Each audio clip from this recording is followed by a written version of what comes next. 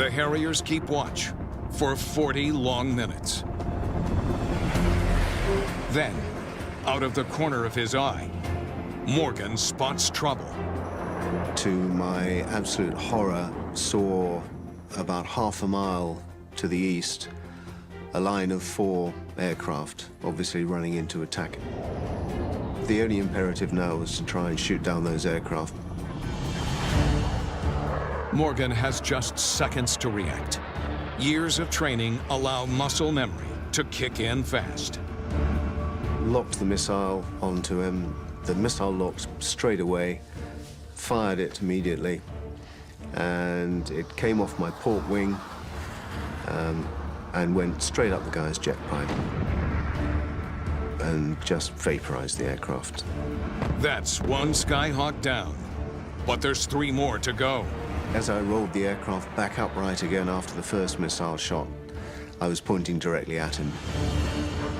Locked my second missile. The missile followed him and took him out at 90 degrees. There's 2 aircraft left, but Morgan is out of missiles. He turns to climb and hopes that his wingman has his back.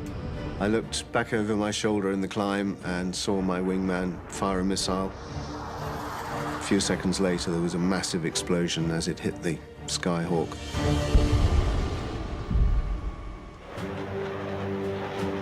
The last Skyhawk sees the writing on the wall. When the Harriers look around, he's nowhere to be found. Hello. Been a while, yeah. That been in front of the camera at least, anyway. Anyway, slug of the old juice. I'm gonna get on with it. So, you know what this video is, or what's about. But I was going to tell you a bit of a backstory about how it become and basically what I'm doing with it now. So, 2022, which is this year, is the 40th anniversary of the Falklands War. And this year at Telford, the IPMS Scale Model World, the 580 modelers, which I'm a part of, is having a display table for that particular conflict and the anniversary. The group are doing kits from both sides, so it's not just one side, it's not just Royal Air Force and Royal Navy and the British Army, it is everything, the Argentinians, the lot. Okay, it's all in. And I, in my stupidity, said to Jeff and Dave, who basically run the 580s, that I'd do a kit. I would do the centerpiece, as it were, or, you know, a large kit. It being the Airfix 124 scale Harrier, or Hawker Harrier Gr.3. I'm here to report to you now that 8 months down the line, I'm still building it. And yeah, it's a bit of a report.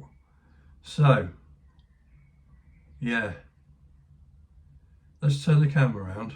In fact, no, before I do that, let me just go and get it. Right, thus far, it's taken me 8 months to get to this stage. And it's taken me 8 months for several good reasons. And that is what I'm going to talk to you about right now. Right, before I go on to this, this was the first incarnation of that. Basically, I actually had 2 of these kits. This is the GR1 version and obviously the GR3. And I royally cocked it up. Well, I didn't actually cock it up. I went through exactly what the instructions were saying. And basically the fuselage was completely warped, and I put the intakes on, did all entendres, put it all together, and it was pushing, and the amount of pressure that was actually on around where the intakes were, basically all of them just popped off. So yeah, take 1 that was, and this is take 50, I think. Anyway, long as it is short, the easiest way to describe this kit is it don't fit. Nothing fits. And I think if you've been around a bit and you know this particular kit and the other super kits that Airfix produce, not a lot fits. And this is actually, you know, a prime example. However, I will say that there is one thing that fits on this kit, and that is, if it's not warped, the fuselage halves, they go together very, very nicely. Everything else does not fit, pure and simple. So if you're as retarded as I am and think, oh yeah, I'm going to build an Airfix 124 scale Harrier because it'll be really good and I'll enjoy it, you will enjoy it ish, but you are going to be in for a world of pain. You will be in a world of shit, and you will want to give up, and you will cry, and yeah, throwing yourself out the window along with this kit. Anyway, that's the negatives. Let's have positive vibes now, Lenny. Okay, right, man, cool. Right, the particular kit comes with a separate nose, or the new parts, which basically gives you obviously the Gr.3 nose, and also for the Falcons one you will get the sensor that will be on the chin of the nose. So, and it sort of fits, but yeah, it doesn't. Anyway, surprisingly, when you actually put the nose on, the fit is absolute shite. So I've had to profile it with super glue and some magic sculpt as well, just to do all the rest of it in there and to make it as best as I can. The cockpit, now some of that is the flight path cockpit set, which is basically all photo etch. Unfortunately though, that's another thing I cocked up, is the actual photo etch cockpit tub. This one is actually the kit one, and I don't know if I can actually, I'll take some pictures of it anyway, but I've done some homework and I've put some more sort of like wires and all entendres and other bits and pieces in there. I put some decals in there. The actual instrument panel, that's the actual kits, not the actual flight path, because again I cocked that up.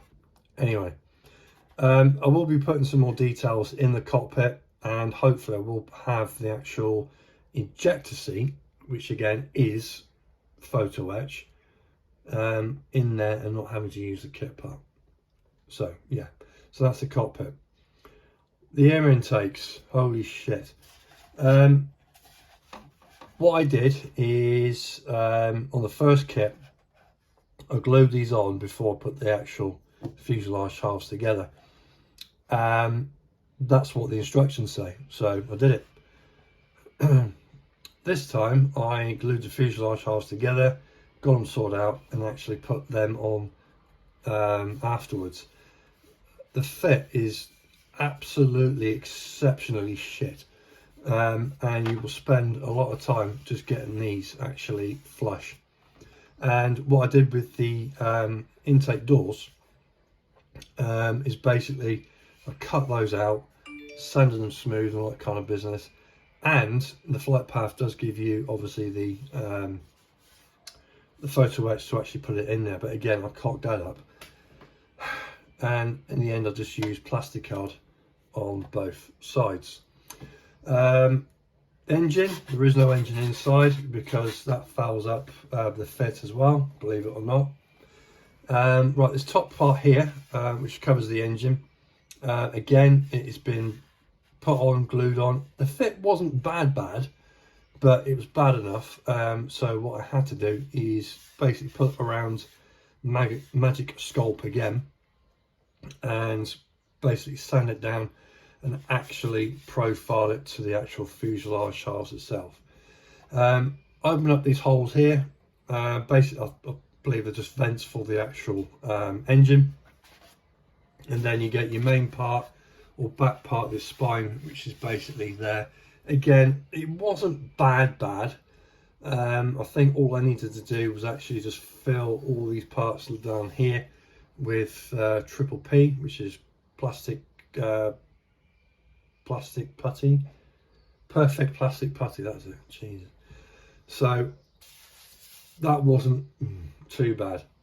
The actual tail or the fin, yeah, this is for the Gr.3 obviously. It does come in the kit along with the Gr.1 tail. Again, yeah, it wasn't bad, but again, it had filler, it was sanded and all the rest of it. Yeah, blah, blah, blah, blah.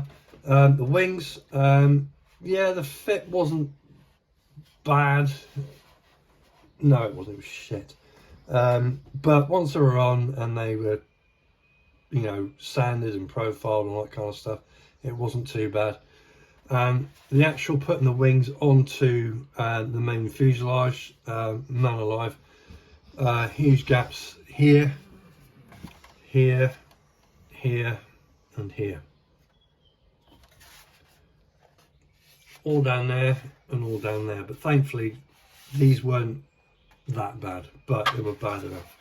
So that is basically the main airframe put on. A lot of sanding, a lot of swearing, blasphemes, and just general a bad attitude towards Airfix. Over underneath, I have sort of detailed the front wheel well and the actual rear one as well, but you're not really going to see that anyway.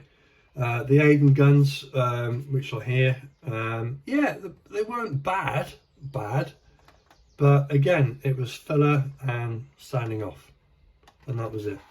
That's basically that. Now, one thing you will notice, for any of those who have seen this kit in the flesh, when you get this out of the box, hopefully I'll be able to put a picture up for you now.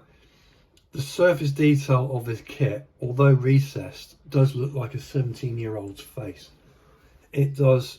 It's got divots and what they call rivets, and they're not rivets. It just looks like where someone's just punched it with a fist all over it. Okay, so what I've done is, with Mr. Surfacer and a lot of sanders, I've basically covered it all, sanded it all down, so I've got a complete not soft, but very smooth surface. So that has probably taken the longest thing to do out of the whole kit so far, and I wanted to do it because I want to do it properly. Not that I'm a diehard fan or an Airfix fan or anything else like that. I just wanted it done properly because of A, the subject, and B, where the subject is going to be, as in not Telford but in the Falklands where it was. So that is the main airframe, okay, and that is nearly finished. All I've got to do with this now is to finish off my scribing, which I'm absolutely abominably crap at, and basically sticking on the smaller, very small detailed parts of the photo etch from the flight path set, as in it'll be, well, yeah, hatches, the I can't remember what you call them now, but the ones, you know, the little sort of like fins you have on the vortice thingamabobs that go on the wings there, and yeah, and just basic rescribing and a bit of the old re-riveting, as it were. So that is the main airframe. So just moving on to see, or just to show you what I have done in the way of painting. I'll take you through the fuel tanks at the moment. These are pretty much finished, and what I did was with these, I obviously put them together, sanded them all down. There is no recessed or raised detail on it. I just completely eradicated it, and it looks fine to me. I don't really need it. And then I primed it with my usual primer, which is Tamiya XF17 Sky Grey, and then I decided to paint the leading parts here silver, and the leading edge part of the pylon, which is there, again silver. What I did was then is I used a stencil and I used black and white and basically went over the whole lot, and hopefully I'll have a picture for you so you can see what it actually looked like, and all the way over until it was just basically the top surfaces and a bit of the old side going on there. Okay, once that was done, I sprayed the chipping effects, which is the scratch ones, which is the AK one, I think it was, yeah, which is that one, over the top, on the front and the top there as well. And then I went over and painted it with RAF Dark Green 2, which I think is here. Thank you, Molly. Yes, just remind me it is on the radiator. I used this for the main bulk of the front part here and there. The rest of it was painted with Attackers Dark Green. Okay, so once that was done, I went over and obviously put water just around the tip here and at the front there, and actually took off the actual worn effects. So I do have a worn type of fuel tank to place actually on the kit when it's finished. Once that was done and I was happy with it, I coated it again with this, which is the heavy chipping, and then I went over it with XS67 or NATO green. Again, it was only over the actual top parts here, obviously leaving the silver parts well alone. Now once that was done, all I did was got a brush, some warm water, and just lightly went all over where I've painted the NATO green, and you'll see it mottles all the way over it and gives it a bit of a rustic used look, which I'm really quite happy with. I don't know if you'll be able to see that in the light there, but you've got, it looks really crappily painted by my part, but when you look at it and you think, oh yeah, that's nice, well, I think it's nice anyway, and it just gives you that another bit of a weathered look. I haven't weathered these yet, but I will be weathering them when they come down to the actual main airframe.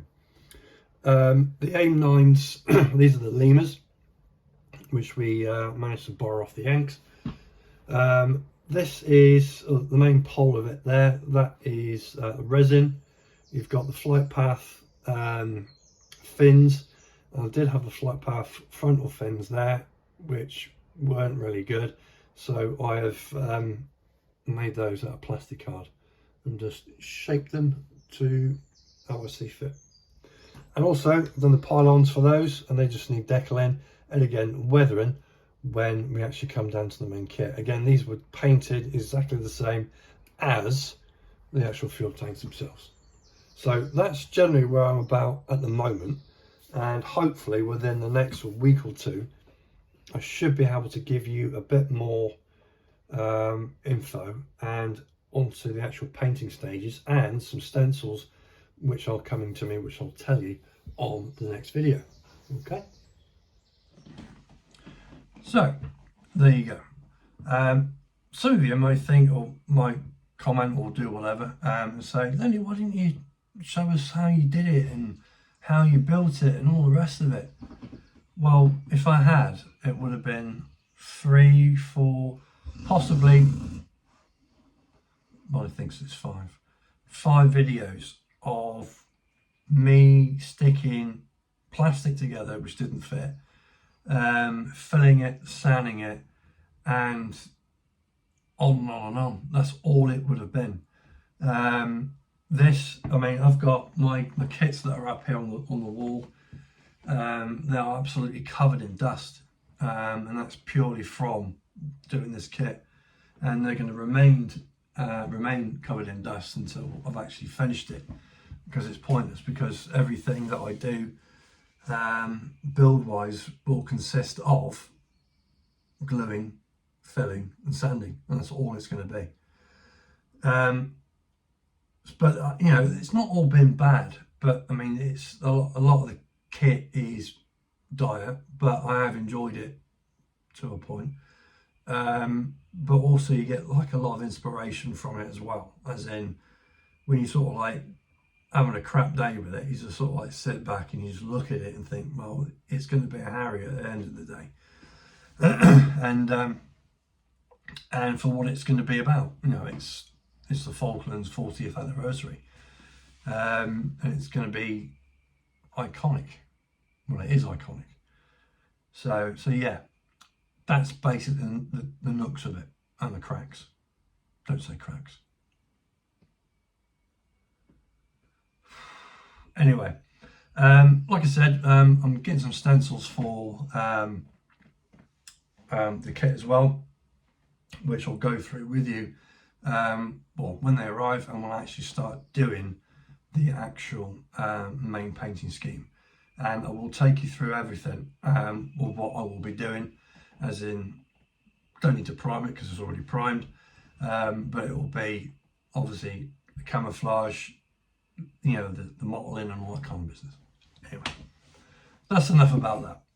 So hopefully within the next couple of weeks, I'll be able to make another video for you, and hopefully, yeah, get some paint on the old bugger. Right, so until then, enjoy yourself, happy modelling, all that rubbish, and yeah, build crap kits. You remember them all, always. Forget Tamiya and rubbish. You won't remember those. Anyway, it's alright, that's just a joke between two. Anyway, I shall see you on the next video, and hopefully, yeah, a bit more fun. Laters.